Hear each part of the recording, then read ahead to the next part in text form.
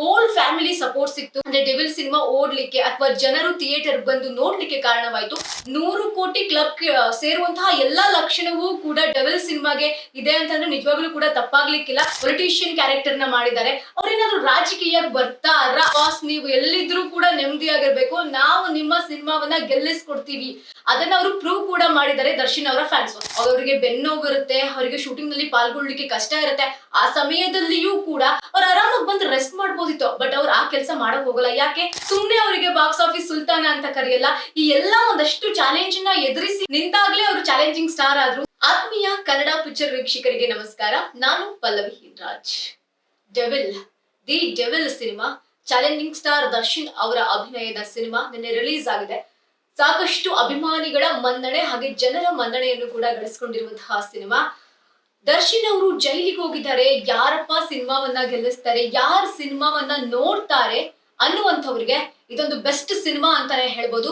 ಮೊದಲ ದಿನವೇ ಈ ಸಿನಿಮಾ 10 ಕೋಟಿಗೂ ಹೆಚ್ಚು ಅಧಿಕ ಮೊತ್ತವನ್ನ ಗಳಿಕೆ ಮಾಡಿರುವಂತದ್ದು ನಮ್ಮ ಕನ್ನಡ ಸಿನಿಮಾ ಇಂಡಸ್ಟ್ರಿಗೆ ಒಂದು ಒಳ್ಳೆಯದಾದಂತಹ ವಿಚಾರ ಅಂತ ಹೇಳ್ತಾ ಹೋಗ್ಬೋದು.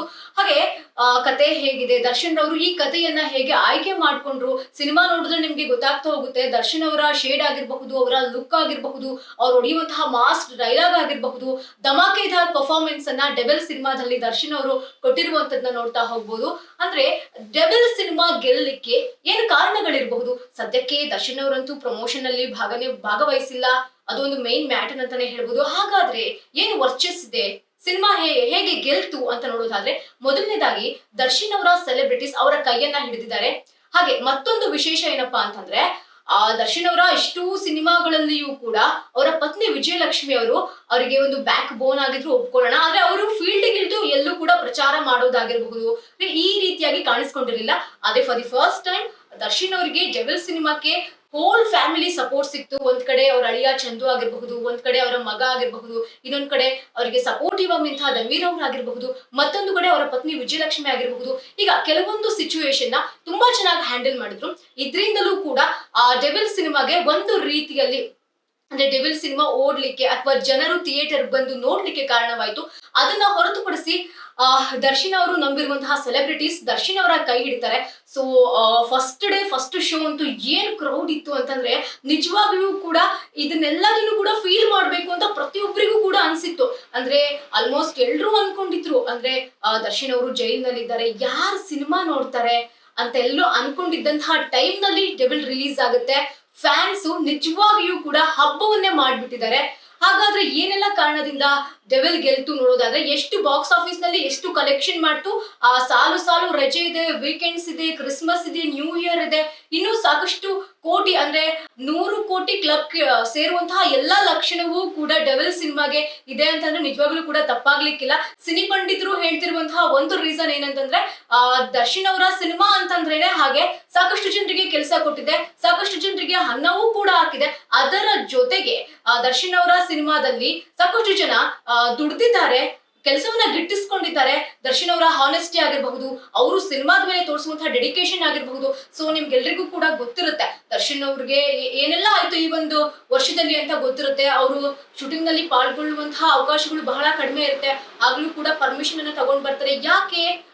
ಅವರು ಸಿನಿಮಾದ ಮೇಲೆ ಇಟ್ಟಿರುವಂತಹ, ಅವರು ಪ್ರೊಡ್ಯೂಸರ್ ಮೇಲೆ ಇಟ್ಟಿರುವಂತಹ, ನಿರ್ದೇಶಕರ ಮೇಲೆ ಇಟ್ಟಿರುವಂತಹ ಒಂದು ನಂಬಿಕೆ, ಜೊತೆಗೆ ಅವರ ಹಾನೆಸ್ಟಿ, ಜೊತೆಗೆ ನಾನು ಏನೋ ಒಂದು ಮಾಡ್ಬೇಕು. ಅವರಿಗೆ ಬೆನ್ನೋವು ಇರುತ್ತೆ, ಅವರಿಗೆ ಶೂಟಿಂಗ್ ನಲ್ಲಿ ಪಾಲ್ಗೊಳ್ಳಿಕ್ಕೆ ಕಷ್ಟ ಇರುತ್ತೆ. ಆ ಸಮಯದಲ್ಲಿಯೂ ಕೂಡ ಅವ್ರು ಆರಾಮಾಗಿ ಬಂದು ರೆಸ್ಟ್ ಮಾಡ್ಬೋದಿತ್ತು. ಬಟ್ ಅವ್ರು ಆ ಕೆಲಸ ಮಾಡಕ್ ಹೋಗಲ್ಲ. ಯಾಕೆ? ನನ್ನ ನಂಬ್ಕೊಂಡು ಪ್ರೊಡ್ಯೂಸರ್ ದುಡ್ಡನ್ನ ಹಾಕಿದ್ದಾರೆ, ಹಣವನ್ನ ಹಾಕಿದ್ದಾರೆ. ಸಮಸ್ಯೆ ಆಗಿರೋದು ನನಗೆ. ಬಟ್ ನಾನು ಸಿನಿಮಾವನ್ನ ಗೆಲ್ಲಿಸ್ಕೊಡ್ಬೇಕು, ಸಿನಿಮಾವನ್ನ ಮಾಡ್ಬೇಕು. ನನ್ನ ಅಭಿಮಾನಿಗಳಿಗೆ ಸಾಕಷ್ಟು ಅಂದ್ರೆ ಕಾಟೇರ ಬಂದು ಹತ್ತತ್ರ 2 ವರ್ಷ ಆಗ್ತಾ ಬಂತು. ಸೊ ನಾನು ಸಿನಿಮಾ ಕೊಟ್ಟಿಲ್ಲ, ಇಂಡಸ್ಟ್ರಿಗೂ ಕೂಡ ನಾನು ಸಿನಿಮಾ ಕೊಟ್ಟಿಲ್ಲ. ಸೊ ಹಾಗಾಗಿ ನಾನು ಬಂದು ಸಿನಿಮಾ ಮಾಡಿದ್ರೇನೆ ಅಲ್ವಾ ಅವರಿಗೆಲ್ಲ ದುಡಿಮೆ ಆಗುವಂತದ್ದು, ಕೆಲಸ ಸಿಕ್ಕುವಂತದ್ದು ಅನ್ನುವಂತಹ ಅವ್ರದ್ದು ಒಂದು ಪ್ರಾಮಾಣಿಕತೆ ಇದೆಯಲ್ವಾ, ಅದು ಗೆದ್ದಿದೆ ಅಂತಂದ್ರೆ ನಿಜವಾಗ್ಲೂ ಕೂಡ ತಪ್ಪಾಗೋದಿಲ್ಲ.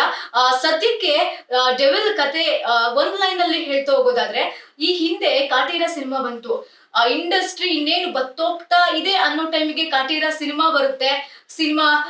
ಜನ ಥಿಯೇಟರ್ಗೆ ಸಿನಿಮಾ ನೋಡ್ಲಿಕ್ಕೆ ಬರ್ತಾ ಇಲ್ಲ ಅನ್ನೋ ಟೈಮಲ್ಲಿ ಕಾಟೇರ ಸಿನಿಮಾ ಬರುತ್ತೆ.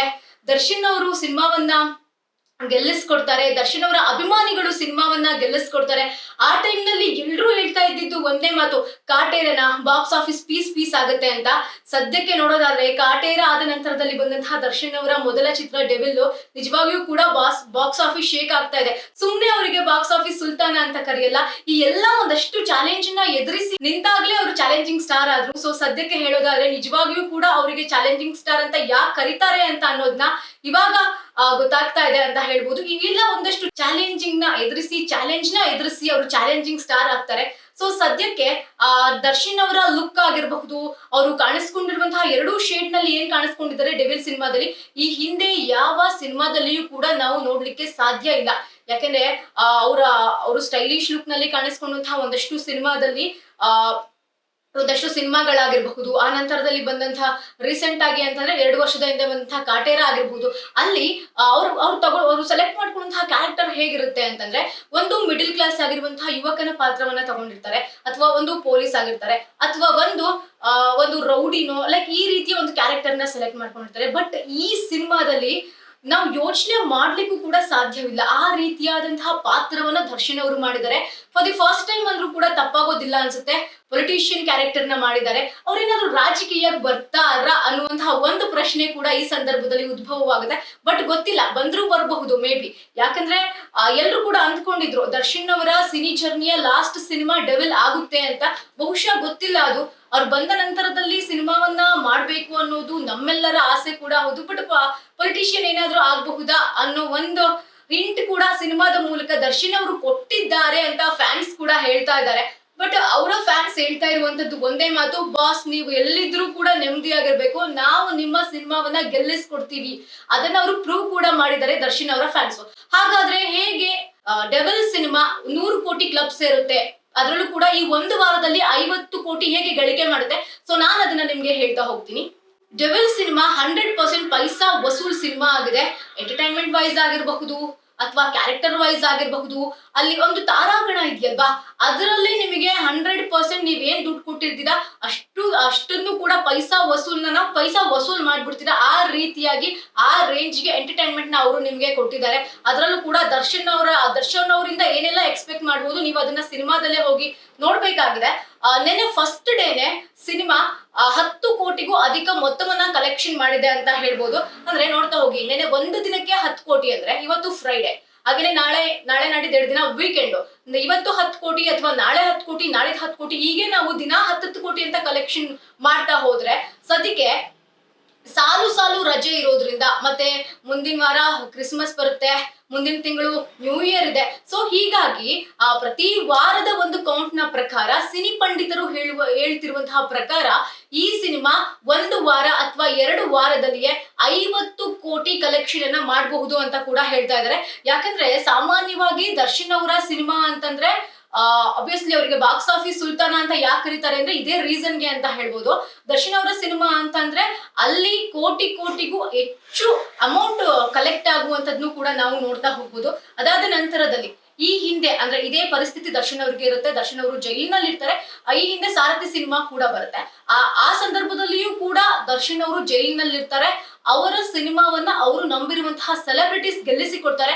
ಅಲ್ಲೂ ಕೂಡ ಅವರು ಬಾಕ್ಸ್ ಆಫೀಸ್ ನ ಉಡಿಸ್ ಮಾಡ್ತಾರೆ ಅಂತಂದ್ರೆ ತಪ್ಪಾಗೋದಿಲ್ಲ. ಸೊ ಹೀಗಾಗಿ ಅದೇ ಟೈಮ್ ಮತ್ತೆ ಇವಾಗ ಬಂದಿರೋದ್ರಿಂದ ಪ್ರಸ್ತುತಕ್ಕೆ ಹೋಲಿಕೆ ಮಾಡಿದ್ರೆ ಈ ಟೈಮ್ ನಲ್ಲಿಯೂ ಕೂಡ ಒಂದೇ ವಾರಕ್ಕೆ 40 ರಿಂದ 50 ಕೋಟಿ ಏನಾದ್ರೂ ಈ ಸಿನಿಮಾ ಗಳಿಸುತ್ತಾ ಅನ್ನುವಂಥದ್ದು ಕೂಡ ಹೇಳ್ತಾ ಹೋಗುವಂಥದ್ದು. ಸೊ ಕಾಟೇರ ಅಂದ್ರೆ ಈ ಹಿಂದೆ ಬಂದಂತಹ ಕಾಟೇರ ಸಿನಿಮಾ ಕೂಡ ಬಹಳ ಡಿಫ್ರೆಂಟ್ ಆಗಿತ್ತು. ಅವರ ಕ್ಯಾರೆಕ್ಟರ್ ಆಗಿರಬಹುದು ಅಥವಾ ಅವರು ಆಯ್ಕೆ ಮಾಡಿಕೊಂಡಂತಹ ಪಾತ್ರ ಆಗಿರಬಹುದು, ಕಥೆ ಆಗಿರಬಹುದು, ಬಹಳ ಡಿಫ್ರೆಂಟ್ ಆಗಿತ್ತು. ಸೊ ಇಂತಹ ಸಮಯದಲ್ಲಿ ಸಿನಿಮಾದಿಂದ ಸಿನಿಮಾಕ್ಕೆ ದರ್ಶನ್ ಅವರು ಆಯ್ಕೆ ಮಾಡಿಕೊಳ್ಳುವಂತಹ ಪಾತ್ರನೂ ಕೂಡ ಕೆಲವೊಂದು ಸಲ ಮ್ಯಾಟರ್ ಆಗುತ್ತೆ.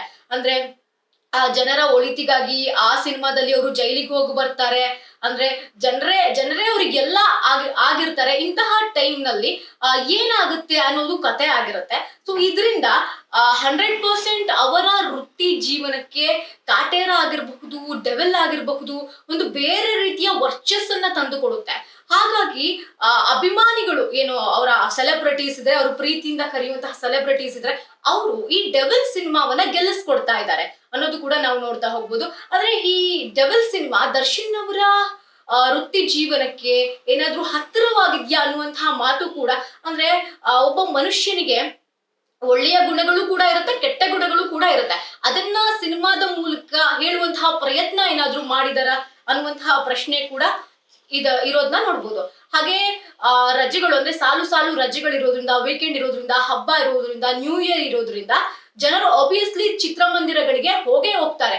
ಇನ್ನೊಂದು ಬಹಳ ಸಂತೋಷದ ವಿಚಾರ ಏನಂದ್ರೆ, ಇತ್ತೀಚಿನ ದಿನಗಳಲ್ಲಿ ಚಿತ್ರಮಂದಿರ ತುಂಬಿದೆ ಅನ್ನುವಂತಹ ಬೋರ್ಡ್ ನೋಡೋದು ಬಹಳ ವಿರಳವಾಗಿದೆ. ನಿನ್ನೆ ಫಸ್ಟ್ ಡೇ ಇಂದ ಸ್ಟಾರ್ಟ್ ಆಗಿರುವಂತದ್ದು ಇಡೀ ಒಂದು ದಿನ ಕಂಪ್ಲೀಟ್ ಆಗಿ ಚಿತ್ರಮಂದಿರ ತುಂಬಿದೆ ಅನ್ನುವಂತಹ ಬೋರ್ಡ್ ಅನ್ನೇ ನಾವು ನಮ್ಮ ರಾಜ್ಯದ ಸಾಕಷ್ಟು ಥಿಯೇಟರ್ಗಳಲ್ಲಿ ನೋಡ್ತೀವಿ. ಅದು ಯಾಕೆ? ದರ್ಶನ್ ಅವರಿಗೋಸ್ಕರ ಅಭಿಮಾನಿಗಳು ಪಣ ತೊಟ್ಟಿದ್ದಾರೆ. ನಾವು ಬಾಸ್ ಸಿನಿಮಾವನ್ನ ಗೆಲ್ಲಿಸ್ಕೊಡ್ಲೇಬೇಕು ಅಂತ ಅನ್ನೋದನ್ನ ಅವರು ಪಣ ತೊಟ್ಟಿದ್ದಾರೆ. ಸೊ ಹೀಗಾಗಿ ಇಂತಹ ಸಂದರ್ಭದಲ್ಲಿ ರಜೆ ಇರೋದ್ರಿಂದ, ವೀಕೆಂಡ್ಸ್ ಇರೋದ್ರಿಂದ ಜನರು ಚಿತ್ರಮಂದಿರದ ಕಡೆಗೆ ಬರ್ತಾರೆ. ಅಲ್ಲಿ ಅದ್ರಲ್ಲೂ ಕೂಡ ಸಾಕಷ್ಟು ದರ್ಶನ್ ಅವರ ಅಭಿಮಾನಿಗಳು ಕೂಡ ತುಂಬಿಕೊಂಡಿರ್ತಾರೆ.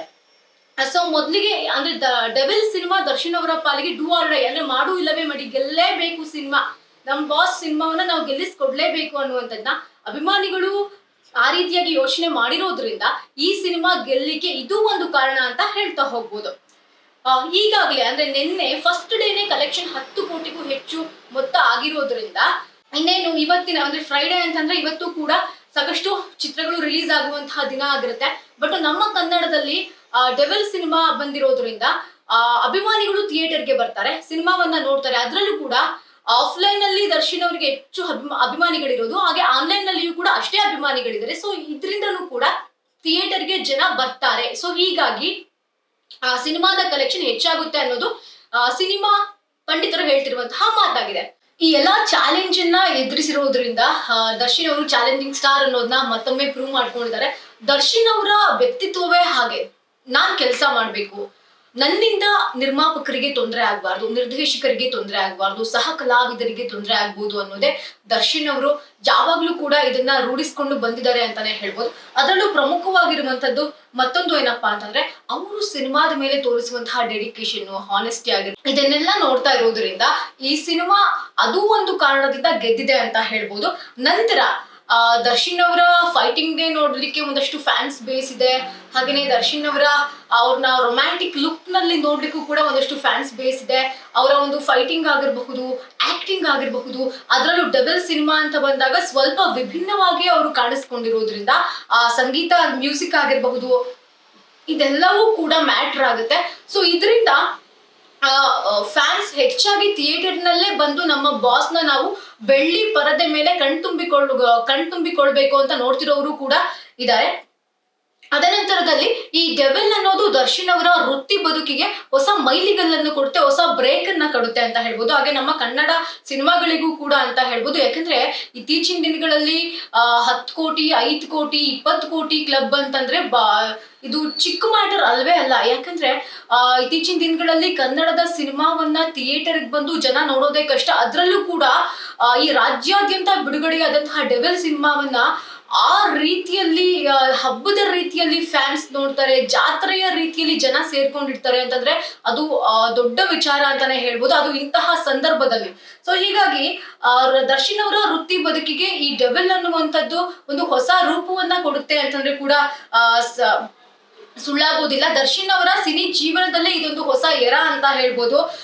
ಇದೆಲ್ಲ ಲಕ್ಷಣಗಳನ್ನ ನೋಡ್ತಾ ಇದ್ರೆ, ಇದೆಲ್ಲ ವಿಚಾರಗಳನ್ನ ಗಮನಿಸಿದ್ರೆ 100 ಕೋಟಿ ಕ್ಲಬ್ ಸೇರ್ಬಹುದು ಸಿನಿಮಾ ಅಂತ ಸಿನಿ ಪಂಡಿತರು ಹೇಳ್ತಾ ಇರುವಂತಹ ಮಾತಾಗಿರುವಂತದ್ದು. ಸೊ ಹಾಗಾಗಿ ಫ್ಯಾನ್ಸ್ ನಾವು ದರ್ಶನ್ ಅವ್ರನ್ನ ನಾವು ಥಿಯೇಟರ್ ನಲ್ಲೇ ನೋಡ್ಬೇಕು, ಥಿಯೇಟರ್ ನಲ್ಲೇ ಅವ್ರನ್ನ ನಾವು ಕಣ್ ತುಂಬಿಕೊಳ್ಬೇಕು. ಯಾಕಂದ್ರೆ ಫ್ಯಾನ್ಸ್ ಕೂಡ ವೇಟ್ ಮಾಡ್ತಾ ಇದ್ರು. ಕಾಟೇರ ಆದ್ಮೇಲೆ ದರ್ಶನ್ ಅವರ ಯಾವುದೇ ಸಿನಿಮಾ ಇರ್ಲಿಲ್ಲ. ಹಳೆ ಸಿನಿಮಾ ಒಂದಷ್ಟು ರಿಲೀಸ್ ಆಯ್ತು, ಅದು ಬಿಟ್ರೆ ಹೊಸದಾಗಿ ದರ್ಶನ್ ಅವರ ಸಿನಿಮಾ ಇಂಡಸ್ಟ್ರಿಗಾಗಿರ್ಬೋದು, ಫ್ಯಾನ್ಸ್ ಗಳಿಗಾಗಿರ್ಬೋದು ಯಾವುದೇ ಸಿನಿಮಾ ಕೊಟ್ಟಿರಲಿಲ್ಲ. ಸೊ ಹೀಗಾಗಿ ಈ ಡೆವಿಲ್ ಮೇಲೆ ಸಾಕಷ್ಟು ನಿರೀಕ್ಷೆ ಕೂಡ ಇತ್ತು, ಜೊತೆಗೆ ಅವರ ಫ್ಯಾಮಿಲಿ ಸಪೋರ್ಟ್ ಕೂಡ ಇತ್ತು.